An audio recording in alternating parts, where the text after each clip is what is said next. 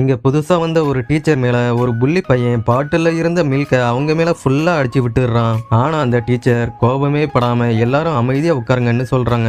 அடுத்த நாள் அந்த டீச்சரை அந்த புள்ளி பையன் எல்லாரும் முன்னாடியும் தூக்கிட்டு போறான். அதை பார்த்ததும் அங்க இருந்த ஸ்டூடெண்ட்ஸ் எல்லாரும் கைதட்டி சிரிக்கிறாங்க. ஆனா அந்த டீச்சருக்கு அவனை எதிர்த்து சண்டையிட தைரியம் இருக்காது. உடனே அங்க இருந்து ஓடி தனியா போய் உட்காந்து அசிங்கப்பட்டதை நினைச்சு அழுகுறாங்க. அவனோட பேக்ரவுண்ட் பயங்கரமா இருக்கிறதால அவங்களால அவனை எதிர்த்து எதுவுமே பண்ண முடியாது. ஸோ அவனுக்கு பயந்து அந்த வேலையே விட்டுடுறாங்க. அதுக்கப்புறம் அவங்களோட இடத்துக்கு புதுசா ஒரு ப்ரொஃபசர் வர்றான். அவன் ஸ்கூலுக்குள்ள என்டர் ஆனதுமே ஒரு ப்ரொஃபசர் பாடி ஃபுல்லா கவர் பண்ணிட்டு வர்றாரு. இன்னொரு ப்ரொஃபசர் அலறி அடிச்சுட்டு ஓடுறாரு.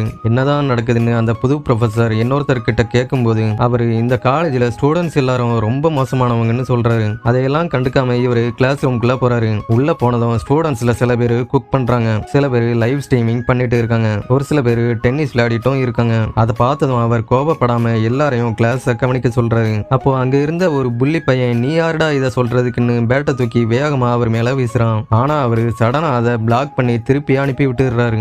ஆக்சுவலா அவர் அந்த சிட்டிலேயே நம்பர் 1 பணக்காரரோட மகனா இருப்பாரு. அவங்க அம்மாவோட லாஸ்ட் விஷுக்காக ப்ரொஃபஸரா ஆகி இந்த காலேஜ்ல ஜாயின் பண்ணியிருப்பாரு. ஆனா ஃபர்ஸ்ட் நாளே அவர் கிளாஸ் எடுக்கும்போது யாருமே கிளாஸை கவனிக்காம அவங்களோட வேலைங்களை பார்த்துட்டு இருப்பாங்க. அப்போ ஒரு பையன் அவர்கிட்ட வந்து நீ என்னதான் பண்ணாலும் நாங்க படிக்கவே மாட்டோம்னு அவரை கலாய்க்கிறான். உடனே அவரு அவங்க கிட்ட ஒரு சேலஞ்ச் பண்றாரு. என்னன்னா உங்களால முடிஞ்சா 7 நாட்களுக்குள்ள என்ன நீங்க அவமானப்படுத்தி இந்த வேலையை விட்டு அனுப்பணும். அப்படி உங்களால அனுப்ப முடியலன்னா நீங்க எல்லாரும் நல்லா படிக்க ஆரம்பிச்சிடணும்னு சொல்றாரு. அதை கேட்ட ஸ்டூடெண்ட்ஸ் எல்லாரும் ஓகேன்னு சேலஞ்சை ஏத்துக்கிறாங்க. முதல் நாள் டோருக்கு மேல மாவை வைக்கிறாங்க. அவர் உள்ள வரும்போது அந்த மாவை கொட்டுறாங்க.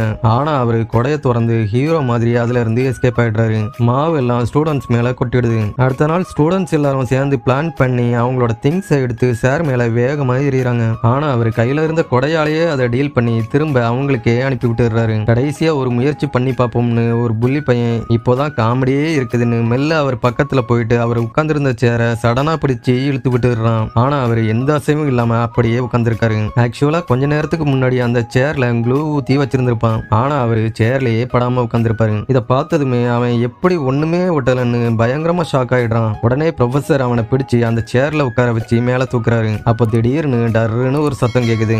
என்னன்னு பார்த்தா அவனோட பேண்ட் பின்னாடி கிழிஞ்சு போயிருக்கும். உங்களுக்கு எந்த சப்ஜெக்ட் பிடிக்காதுன்னு கமெண்ட்ல சொல்லுங்க.